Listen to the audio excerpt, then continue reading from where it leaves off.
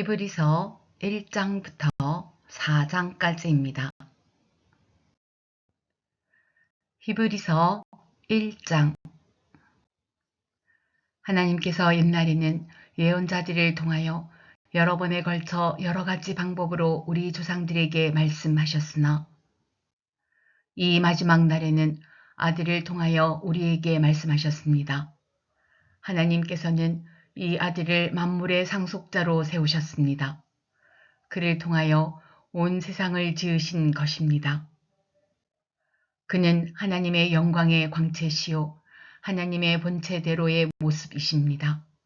그는 자기의 능력 있는 말씀으로 만물을 보존하시는 분이십니다. 그는 죄를 깨끗하게 하시고서 높은 곳에 계신 존엄하신 분의 오른쪽에 앉으셨습니다. 그는 천사들보다 훨씬 더 높게 되셨으니 천사들보다 더 빼어난 이름을 물려받으신 것입니다. 하나님께서 천사들 가운데서 누구에게 너는 내 아들이다. 내가 오늘 너를 낳았다 하고 말씀하신 적이 있습니까? 또 나는 그의 아버지가 되고 그는 내 아들이 될 것이다 하고 말씀하신 적이 있습니까? 그러나 자기의 맏아들을 세상에 보내실 때에는 하나님의 천사들은 모두 그에게 경배하여라 하고 말씀하셨습니다. 또 천사들에 관해서는 성경에 이르기를 하나님께서는 천사들을 바람으로 삼으시고 시중꾼들을 불꽃으로 삼으신다 하였고, 아들에 관해서는 성경에 이르기를 하나님 주님의 보좌는 영원무궁하며 공의의 막대기는 곧 주님의 왕권입니다. 주님께서는 정의를 사랑하시고 불법을 미워하셨습니다. 그러므로 하나님 곧 주님의 하나님께서는 주님께 즐거움의 기름을 부으셔서 주님을 주님의 동료들 위에 높이 올리셨습니다. 하였습니다. 또 이렇게 말하였습니다. 주님께서는 태초에 땅의 기초를 놓으셨습니다. 하늘은 주님의 손으로 지으신 것입니다. 그것들은 없어질지라도 주님께서는 영원히 존재하십니다. 그것들은 다 옷처럼 낡을 것이요. 주님께서는 그것들을 두루마기처럼 말아 치우실 것이며 그것들이 다 옷처럼 변하고 말 것입니다. 그러나 주님께서는 언제나 같으시고 주님의 세월은 끝남이 없을 것입니다. 그런데 하나님께서 천사 가운데서 누구에게 내가 내 원수들을 내 발 아래에 굴복시킬 때까지 너는 내 오른쪽에 앉아 있어라 하고 말씀하신 적이 있습니까? 천사들은 모두 구원의 상속자가 될 사람들을 섬기도록 보내심을 받은 영들이 아닙니까?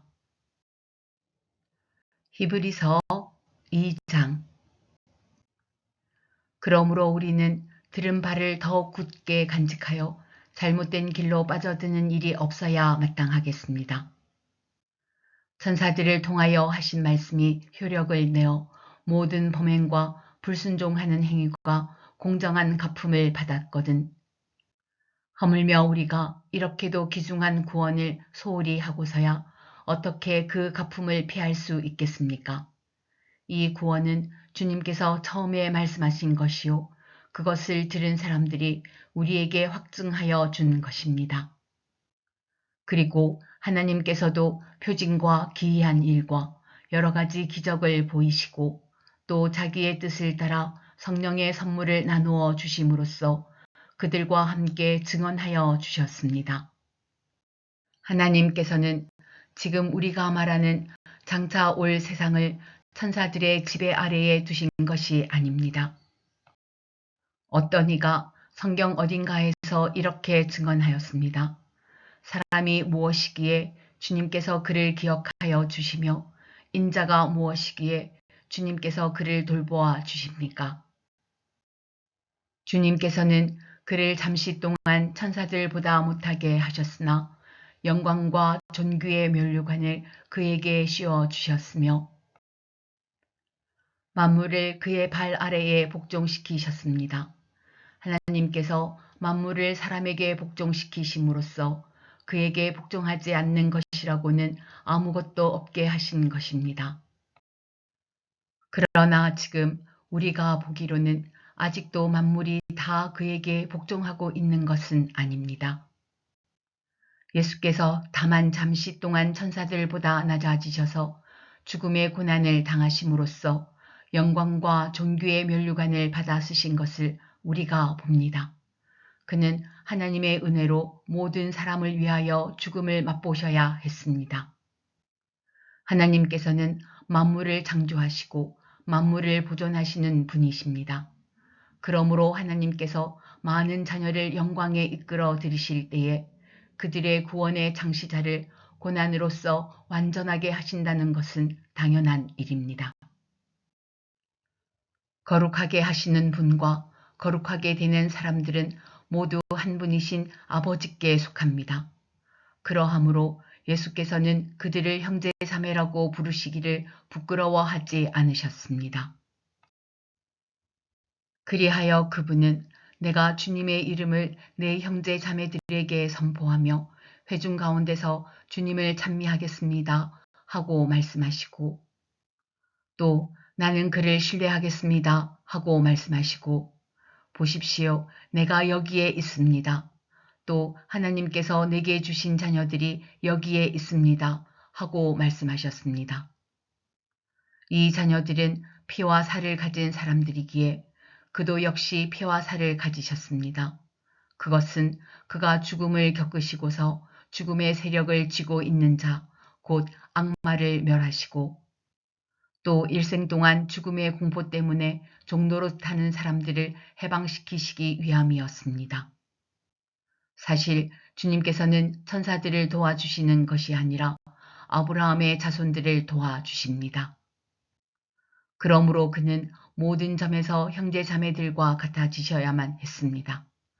그것은 그가 하나님 앞에서 자비롭고 성실한 대제사장이 되심으로써 백성의 죄를 대신 갚으시기 위한 것입니다. 그는 몸소 시험을 받아서 고난을 당하셨으므로 시험을 받는 사람들을 도우실 수 있습니다. 히브리서 3장. 그러므로 하늘의 부르심을 함께 받은 거룩한 형제 자매 여러분, 우리가 고백하는 신앙의 사도요 대제사장이신 예수를 깊이 생각하십시오. 이 예수는 모세가 하나님의 온 집안에 성실했던 것과 같이 자기를 세우신 분께 성실하셨습니다. 집을 지은 사람이 집보다 더 존귀한 것과 같이 예수는 모세보다 더 큰 영광을 누리기에 합당한 분이십니다. 어떠한 집이든지 어떤 사람이 짓습니다. 그러나 모든 것을 지으신 분은 하나님이십니다. 모세는 하나님께서 장차 말씀하시려는 것을 증언하기 위한 일꾼으로서 하나님의 온 집안 사람에게 성실하였습니다. 그러나 그리스도는 아들로서 하나님의 집안 사람들을 성실하게 돌보셨습니다. 우리가 그 소망에 대하여 확신과 자부심을 지니고 있으면 우리는 하나님의 집안 사람입니다. 그러므로 성령이 이와 같이 말씀하셨습니다. 오늘 너희가 그의 음성을 듣거든 너희 조상들이 광야에서 시험받던 날에 반역한 것과 같이 너희 마음을 완고하게 하지 말아라. 거기에서 그들은 나를 시험하여 보았고 40년 동안이나 내가 하는 일들을 보았다. 그러므로 나는 그 세대에게 분노해서 말하였다. 그들은 언제나 마음이 미혹되어서 내 길을 알지 못하였다. 내가 진노하여 맹세한 대로 그들은 결코 내 안식에 들어오지 못할 것이다. 형제 자매 여러분, 여러분 가운데에 믿지 않는 악한 마음을 품고서 살아계신 하나님을 떠나는 사람이 아무도 없도록 여러분은 조심하십시오. 오늘이라고 하는 그날 서로 권면하여 아무도 죄의 유혹에 빠져 완고하게 되지 않도록 하십시오. 우리가 처음 믿을 때에 가졌던 확신을 끝까지 가지고 있으면 우리는 그리스도께서 주시는 구원을 함께 누리는 사람이 될 것입니다. 오늘 너희가 그의 음성을 듣거든 반역하던 때와 같이 너희의 마음을 완고하게 하지 말아라 하는 말씀이 있는데 듣고서도 하나님께 반역한 사람들이 누구였습니까? 모세의 인도로 이집트에서 나온 사람들 모두가 아니었습니까? 하나님께서 40년 동안 누구에게 진노하셨습니까? 죄를 짓고 시체가 되어서 광야에 쓰러진 그 사람들이 아닙니까? 하나님께서는 누구에게 하나님의 안식에 들어가지 못하리라고 맹세하셨습니까? 순종하지 않은 사람들에게 하신 것이 아닙니까? 결국 그들이 들어갈 수 없었던 것은 믿지 않았기 때문임을 우리는 압니다. 히브리서 4장. 그러므로 하나님께서 주시는 안식에 들어가리라는 약속이 아직 남아있는 동안에 여러분 가운데서 거기에 미치지 못하는 사람이 아무도 없도록 두려운 마음으로 조심하십시오. 그들이나 우리나 기쁜 소식을 들은 것은 마찬가지입니다. 그런데 들은 그 말씀이 그들에게는 아무런 유익이 되지 못하였습니다. 그들은 그 말씀을 듣고서도 그것을 믿음과 결합시키지 않았기 때문입니다. 그러나 그 말씀을 믿은 우리는 안식에 들어갈 것입니다. 그것은 내가 진노하여 맹세한 것과 같이 그들은 결코 내 안식에 들어오지 못할 것이다 하고 말씀하신 그대로입니다. 사실상 하나님께서 세상을 창조하시고 모든 일을 끝마치셨으므로 그때부터 안식이 있어 온 것입니다. 일곱째 날에 관해서는 어딘가에서 하나님께서 일곱째 되는 날에는 그 모든 일을 마치고 쉬셨다 하였고 또 이곳에서는 다시 그들은 결코 내 안식에 들어오지 못할 것이다 하셨습니다. 그러므로 어떤 사람들에게는 안식에 들어갈 기회가 아직 남아 있습니다. 그런데 기쁜 소식을 먼저 들은 사람들이 순종하지 않았으므로 들어갈 수 없었습니다. 그렇지만 하나님께서는 다시 오늘이라는 어떤 날을 정하시고 이미 인용한 말씀대로 오랜 뒤에 다윗을 통하여 오늘 너희가 그의 음성을 듣거든 너희 마음을 완고하게 하지 말아라 하고 말씀하셨습니다. 여호수아가 그들에게 안식을 주었더라면 하나님께서는 그 뒤에 다른 날이 있으리라는 것을 말씀하시지 않았을 것입니다.